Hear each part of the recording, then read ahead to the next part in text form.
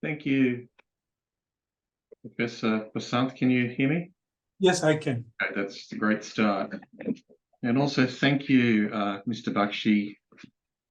I must express my admiration for the thoroughness exhibited in the National Dam Safety Act. It's an excellent piece of work. Obviously, the hard work starts now. So this session will be broken up into two pieces.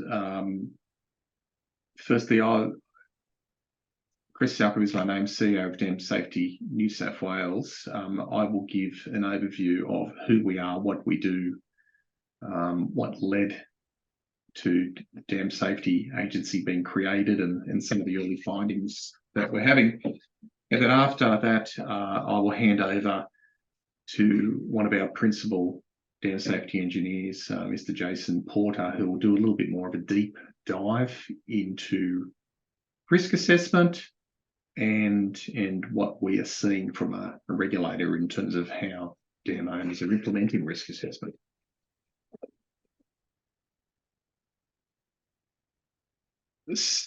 So just for those of you who don't know, New South Wales is a state in Australia, shaded there in red. We have a population of about 8 million. Our area of our state in New South Wales is about quarter the size of India. We have many dams in New South Wales, but there's only about 380 that we pay a particular interest in, and we call them declared dams. Our Act calls them declared dams, so they're regulated dams. It's also important to note that there is no national regulator for dam safety in Australia. It is state-based, and every state has different rules. So one of my aspirational goals is to create a National Dam Safety Act like what has happened in India. I think that's excellent. And on that slide, you can see too that there are a couple of states, those with the green stars on them, they don't have any dam safety laws at all. They're just pretty much self-regulated. The owners that we regulate are water corporations, mining companies, power generators, and we have a lot of dams owned by local government.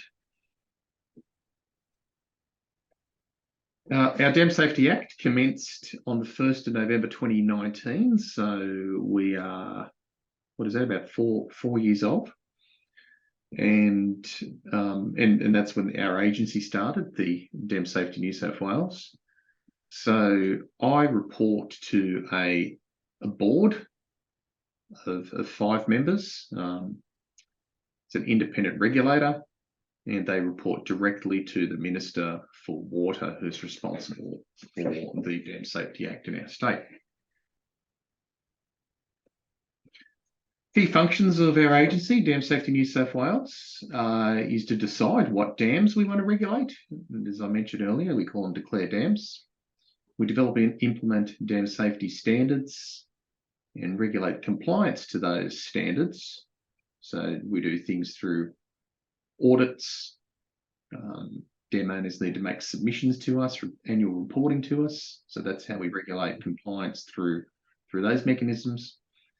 We do a lot in the education space, provide guidance to dam owners. And then we also do the harder regulatory enforcement functions of issuing directions, statutory notices, and investigations. So yeah, board of 5 members appointed by the Minister of Water. That board is to comprise of qualifications, expertise, and experience in the areas shown there. I'm also a member of that board, but I'm what's considered a non-voting member. So I can participate in board discussions and deliberation, but if it ever had to come to a vote, I'm a non-voting member, being executive director of that board. Dam Safety Act. So dam safety has had legislation in our state actually since 1978. So it's been quite a number of years. So we have a history. And at that time, it was conceived because there was a number of significant international dam failures. And in our state too, we also do a lot of coal mining, and a lot of the coal that's quite valuable sits below some important water reserves. So at that time, there's a lot of concern about what coal mining impact is having close to large regulated dams. However, the legislation was largely about encouraging dam owners to adopt best practice in dam safety, and it went so far.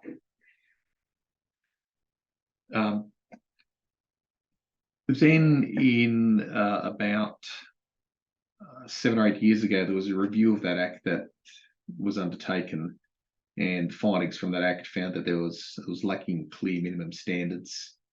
There's potential conflict of interests for the boards at that board that was sitting there at the time, because it had a lot of dam owner involvement, and there were relatively high levels of spending which the government didn't really feel was commensurate with risk reduction.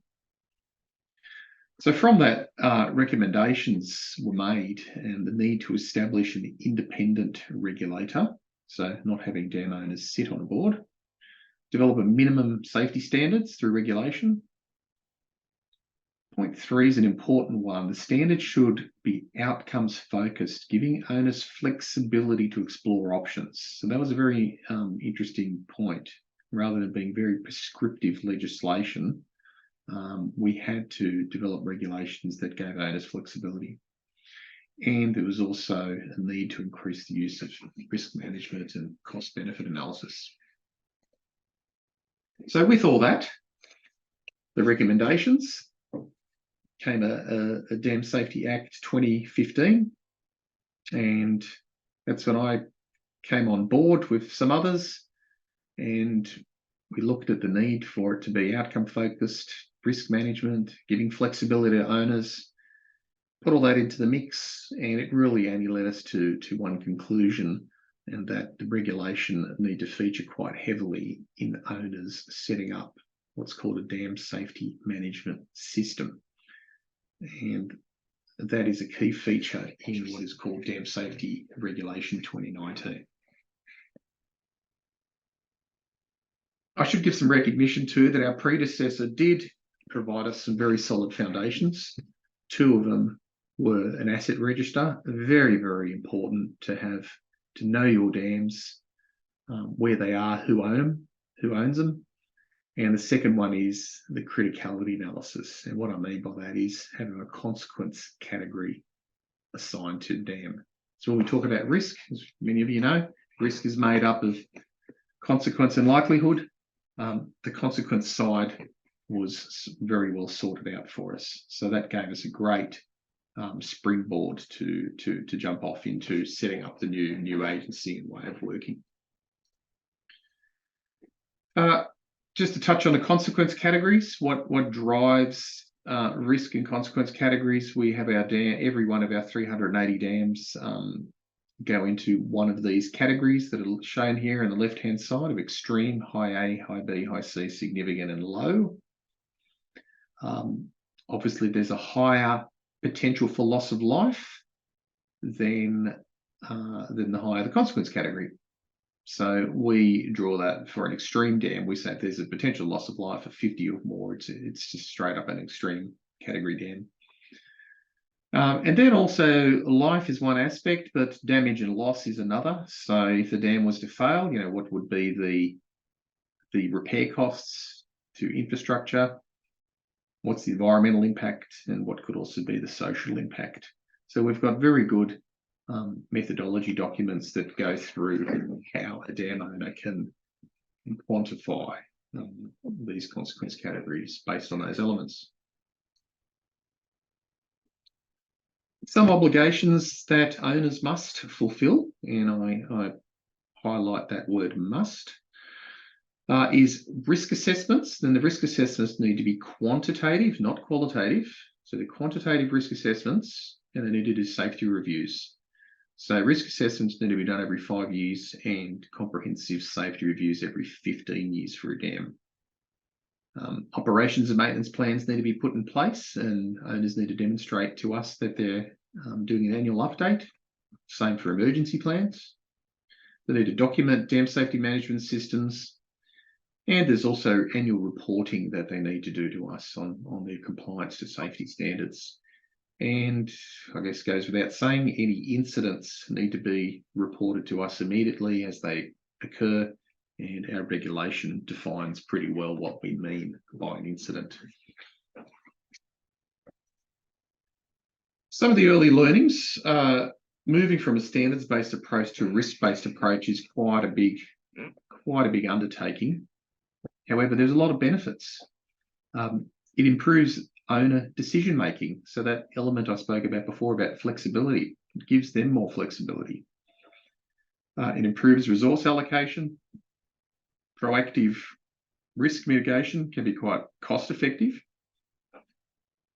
You optimize your investments and increase stakeholder confidence. So all great benefits in moving to a risk-based approach. However, it's important to note that risk assessments, particularly quantitative as defined in our legislation, can be complex. They're not easy things to do. And it's important to note that many dam owners, they just lack a basic understanding. Many of our dam owners lack a basic understanding of risk. So there's a lot of education needed.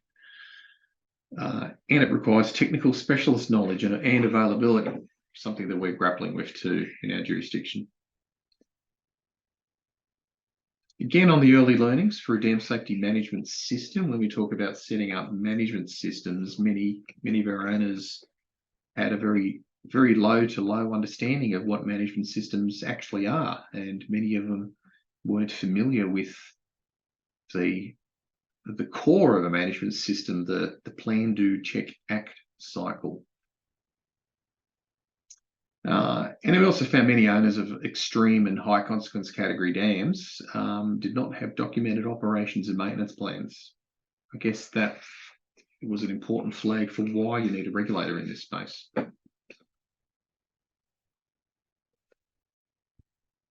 With all that, there's a pretty strong call out there from the dam owning community that they wanted a lot in the guidance space, in the education space. So for the first couple of years, we were doing a lot of work in developing guidelines, fact sheets, policies, doing numerous webinars, forums for dam owners and technical staff,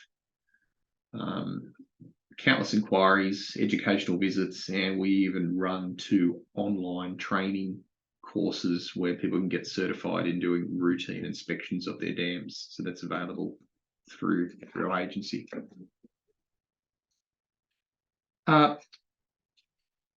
One good thing to know that, you know, when we stepped into this brave new world of putting regulation around dams, was about a year after after we started, there was a thing called international global tailings review, and that produced what was called a global industry standard on tailings management. So that was really good because we straight away did a lot of analysis of that, and we found that there was a very strong alignment between that standard and the Dam Safety New South Wales requirements. So that gave us a lot of confidence that we're on the right track where we're going. And so if you'd like to see the comparison between the global standard and the legislation we have in New South Wales, we have a fact sheet available on our website for that, which goes through the comparison of the requirements.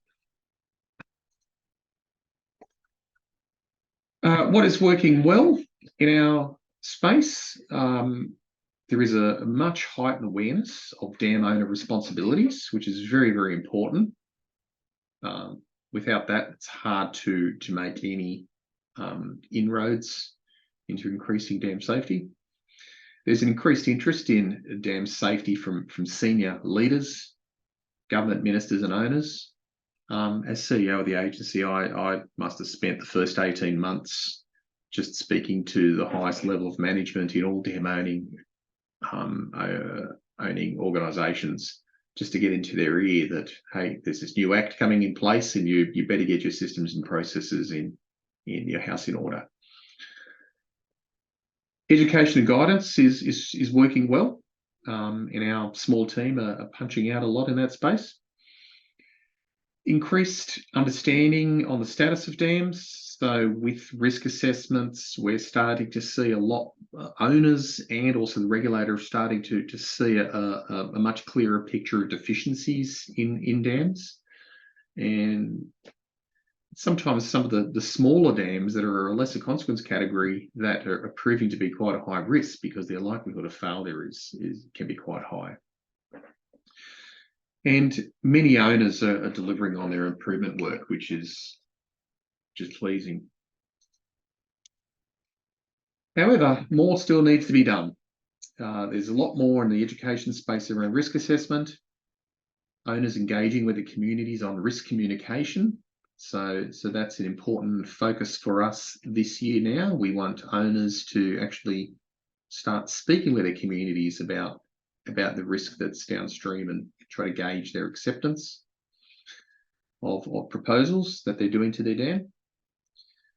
Continue to broaden perspectives, shifting from a sole technical focus. So a lot more needs to be done in that space. And I'm working with our Australian Institute of Engineers on setting up a formal dam safety competency assessment framework. So I'm working with other states to set that up. So that's our focus for the next year or two.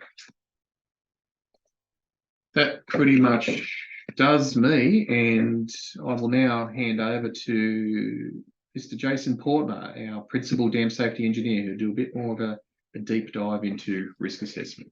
Thank you.